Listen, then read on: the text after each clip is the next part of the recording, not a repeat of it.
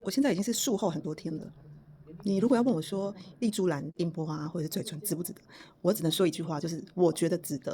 好像礼拜六还礼拜天吧，跟我朋友出去吃饭，我们去吃麻辣锅，然后他们就说：“哎、你的皮肤看起来亮亮的。”我觉得这应该就是丽珠兰的效果吧，我真的蛮有感的，尤其是我化妆的时候。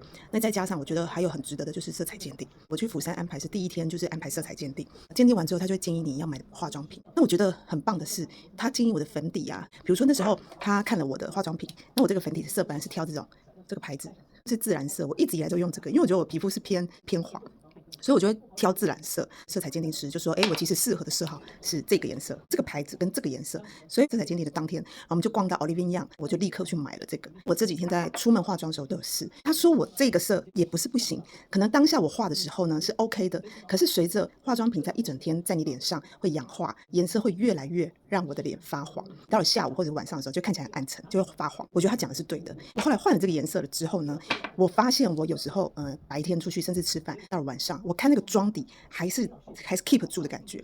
整个而言，对我来讲，釜山这一趟色彩鉴定啊，我觉得最值得的就是丽珠兰。我真的觉得还不错啦。如果你皮肤本来天生底子就不错，或者是你的毛孔，或者是你脸暗沉没那么多，那你可能皮肤是别的状态的问题，我觉得你还是去咨询那个医美的管理师，他会给你适合的建议，然后你再去做你要不要做的项目。这是推荐的影片，要不要信就是看你自己。OK，拜拜。